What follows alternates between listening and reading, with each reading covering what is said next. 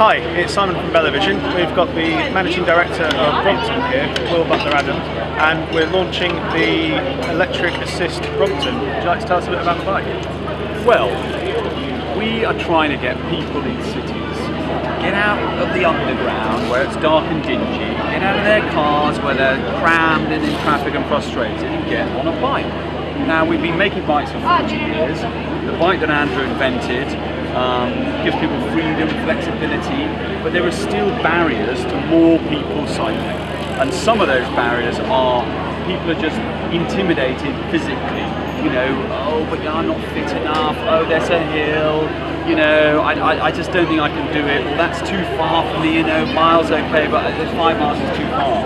We've seen an enormous increase in electric cycling in Northern Europe, and what we've spent the last 4 years doing is trying to develop a solution that is powerful, compact and light to fit in our bike, with an aim to open cycling to more people, get more people giving it a go, more people back on a bike. And in terms of the basic mechanics, for those who are familiar with Brompton or those who aren't particularly familiar with e-bikes, how have you sort of merged it together to make it work? So we have taken the front hub, we put a front hub motor. If you have a small wheel bike, actually you have very good acceleration. So a hub motor works very well for small wheel bikes, whereas the larger wheel bikes you tend to find it in the bottom bracket. We've spent 4 years working with Williams. So Williams Advanced Engineering had a spin-out vehicle from Williams F1, and we took technology out of their F1 cars, and we spent 4 years developing it, putting it into our bike.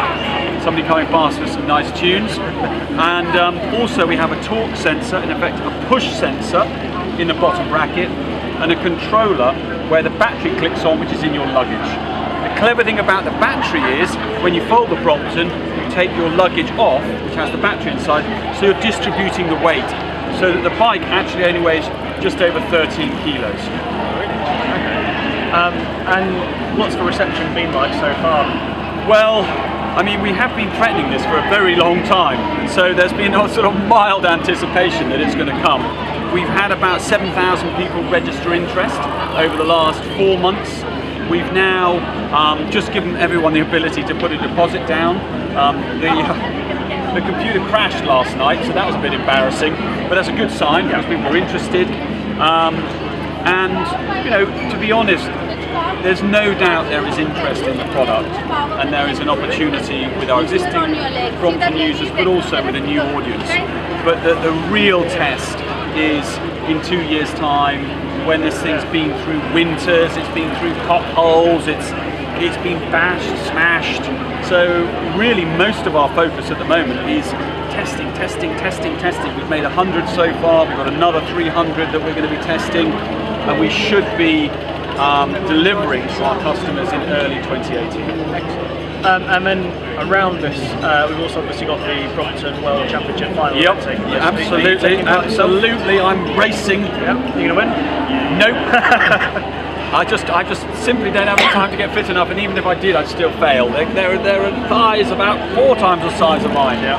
Not tempted to take one of these on the road? Well, funny enough, that would be completely useless because it tops out at 15.5 miles an hour. Okay. So you'd be great at the first 10 seconds, and after that, they'd all disappear away. And sort of, obviously you've been associated with this for a while. What are your feelings on Ride London and how it's going? Oh, this is awesome. This is awesome. It just reminds us what our city could be like if we opened it up to more cycling. And you know, we know, and increasingly governments are realising that, you know, if you make the infrastructure, people will come. And we have to change something in our cities because we can't carry on with the sort of health, mental health, physical health challenges we've got. We've got to get people cycling and rediscovering their beautiful cities rather than trundling along in a little metal tube under the ground, all grumpy. It's nuts. Yeah. And I believe, is it £3.50 a day to rent? Yeah. We have our bike hire scheme. That's now in 20 cities. We've got 14 stations in London.